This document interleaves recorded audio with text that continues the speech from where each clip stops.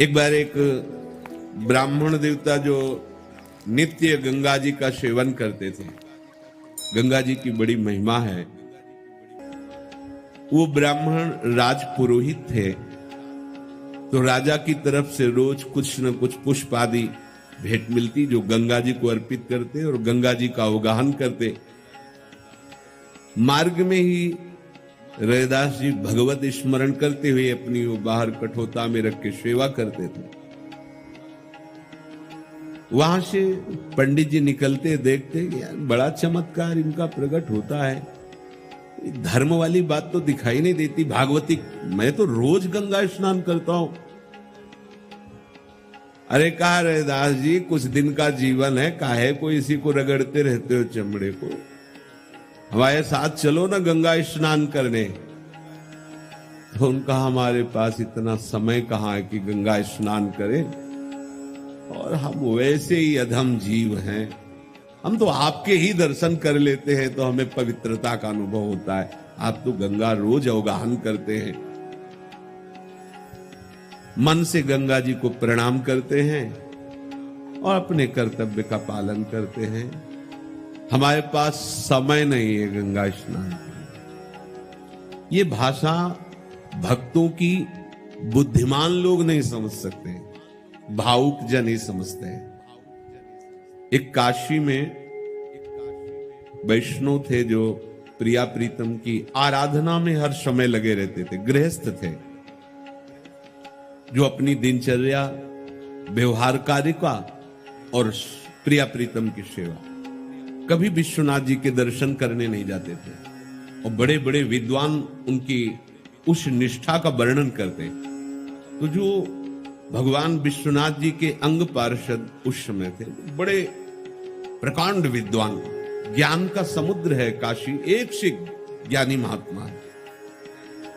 उनको भगवान शिव की कृपा से ऐसी ज्योतिष की गणित प्राप्त थी कि जो ज्योतिष में निकाल दिया वही होगा, वैसा ही। तो जब उनसे उन वैष्णव जी की चर्चा होती तो उनको चुभता, कभी विश्वनाथ जी के दर्शन करने नहीं आते, कभी ऐसा किसी संगोष्ठी में नहीं आते। क्या है उनके जीवन में, और उनका इतना पवित्र यश कहते हैं बड़े बड़े विद्वान लोग। तो ज्योतिष का बहुत बड़ा प्रभाव होता है। आप गए बस उसी समय से वो गणित लगा के बता सकते हैं, बड़ा प्रभाव। ज्योतिष शास्त्र सत्य है पर उसका ज्ञान होना बड़ा कठिन है। अगर ज्ञान हो जाए तो परीक्षित जी के जन्म के समय ही पूरा निर्णय बता दिया था, पूरा ऐसा होगा ऐसा होगा, ज्योतिष की गणित से। उन्होंने गणित लगाई और कहा कि ये विश्वनाथ जी के दर्शन करने तो आते नहीं हैं, अब इनकी दुर्गति पक्की है। काशी में रहकर विश्वनाथ जी के दर्शन में गणित में देखा कि उस समय म्लेच्छों का शासन था।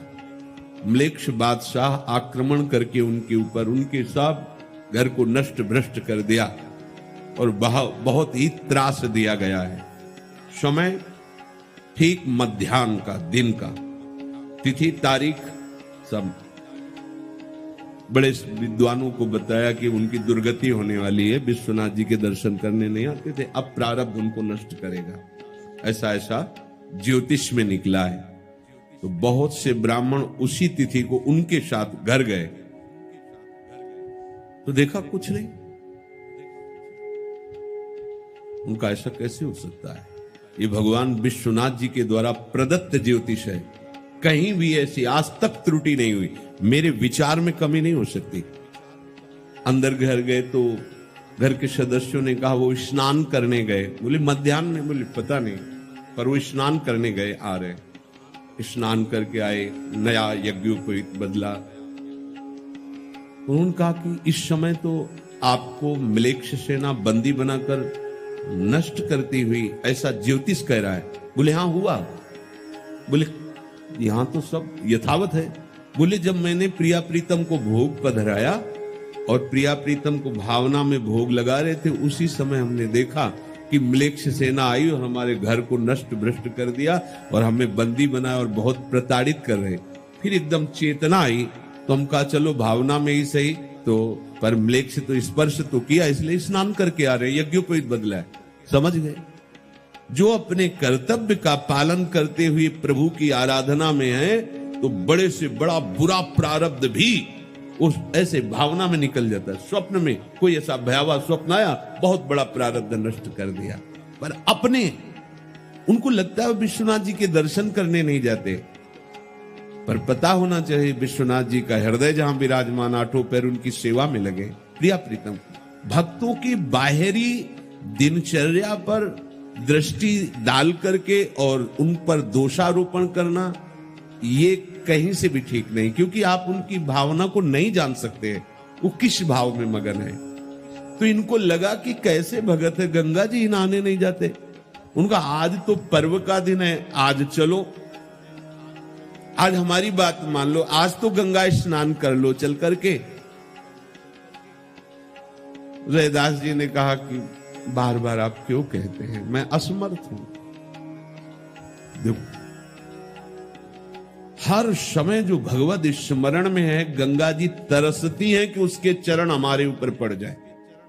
गंगा को भी पावन करने की सामर्थ्य उसके हृदय में है, जिसकी मुख में नाम है, हृदय में भगवत चिंतन है। बड़ी महिमा है निरंतर नाम स्मरण करने वाले और भगवत प्रीत्यर्थ कर्म करने वाले की। उनका पंडित जी सुनो सुनो, हमारी भेंट लेते जाओ, मैं तो नहीं जा पाऊंगा। 2 केला लेकर कहा गंगा जी को दे दीजिएगा, प्रार्थना करिएगा कि रैदास ने ये भेंट प्रदान करी है, और जो कुछ वो दे या कुछ घटना घटे वो हमें आप कृपा करके बताइएगा आके।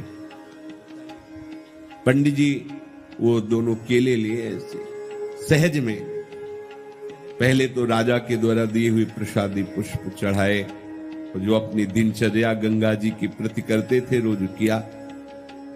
फिर कहा कि गंगा मैया, रैदास जी ने 2 केले दिए। उसी समय गंगा की धारा से दिव्य कर कमल प्रकट हुआ और ऐसे हाथ में केले ले, आश्चर्य हुआ उनको, और वो हाथ अदृश्य हो गया। फिर जल में हलचल हुई तो दृष्टि गई, तो देखा वो हाथ प्रकट हुआ और एक दिव्य स्वर्ण का बड़े बड़े रत्नों से जटित कंकण ऐसे प्रकट हुआ, और आवाज आई कि ये कंकण प्रसादी रैदास जी को दे देना, कह देना तुम्हारी भेंट स्वीकार की, तुम हमारी भेंट स्वीकार करो। पंडित जी ने सोचा कि इतने दिन गंगा नहाते हो गए, कभी रैदास जी कोई देख थोड़ी रहे, इतना महंगा कंगन नहीं जाते। गंगा जी कह दे। रैदास जी को तो पता नहीं है ना कि गंगा जी ने बोला है और एक कंकड़ दिया है। कंकड़ लिया और अपने घर को चल दिए। परंतु ऐसी महिमा कि वो जिस रास्ते से जाते घूमकर रैदास जी के दरवाजे खड़े हो जाते। वो कितनी बार रास्ते बदले पर वो जा ही नहीं पाए रैदास जी के ही दरवाजे पर, घूम फिरकर उन्हीं की कुटिया के सामने। अब जब शाम हो गई तो सोचा अब देना ही पड़ेगा, अगर नहीं देंगे तो हम अपने घर ही नहीं पहुंच पाएंगे। देखो ये भगवान नाम का चमत्कार। रैदास जी के पास आए शाम के और कहा ले ये कंकन। देने की तो इच्छा बिल्कुल नहीं थी, 100 में 100% नहीं थी, पर अब करे तो क्या करे। अगर कंकड़ नहीं देते तो घर ही नहीं पहुंच पाएंगे, बस वही किसी भी मार्ग से जाएंगे, घूम के वही कुटिया में आ गए रैदास जी की। क्या हुआ, ये कंकण कैसे दे? उनका जब हमने कहा कि रैदास जी ने केला दिया है तो हाथ प्रकट हुआ। फिर थोड़ी देर में एक आवाज आई और ये कंकड़ रैदास जी को दे देना। ऐसा रैदास जी ने पंडित जी के चेहरे को देखकर पढ़ लिया और कहा हमको इस कंकड़ की आवश्यकता नहीं, प्रणाम है, गंगा जी ने दिया है, तुम ले जाओ इस कंकड़। अब तो आनंद, अब चले तो घर पहुंच गए। सोचा कि इतना महंगा कंकन पंडिताइन को पहनाने से क्या होगा, बेच देंगे, अच्छा पैसा मिलेगा। तो एक जौहरी के यहां बेच दिया, अच्छी धनराशि मिली। उस कंकण को एक सेठ ने अपनी पत्नी की प्रीता के लिए उस जौहरी से खरीद लिया। और सेठ की मित्रता काशी नरेश से थी, तो एक दिन सेठ की पत्नी एक ही कंकड़ पहने हुए जब गई, रानी से मिली, तो रानी की दृष्टि बार बार उसका चमकता हुआ वो दिव्य कंकड़, तो मैं रानी थी हूं पर इसके बराबर आभूषण मेरे पास भी नहीं। तो सेठानी से रानी ने कहा कि मित्रता में आप हमें दे सकते हो, क्योंकि मेरा मन इस पर लुभायमान हो रहा है। दे दिया। रानी ने राजा को दिखाया और कहा इसके समान दूसरा कंकड़ बनवाइए। राजा ने सुनारों को बुलाया, जौहरियों को बुलाया, ऐसा उनका किसी की सामर्थ्य नहीं। ये प्राकृतिक कंकड़ नहीं है, ये दिव्य है, इसलिए कोई भी जौहरी या स्वर्णकारी से नहीं बना सकता। यह हमारी कारीगरी की बाहर की बात है। यहां ऐसा सोना ही नहीं है, ऐसे रत्न ही नहीं है। ये तो हमें लगता है ईश्वरीय रचना है इस कंकड़ की। तब राजा ने कहा कंकड़ कहां से आया?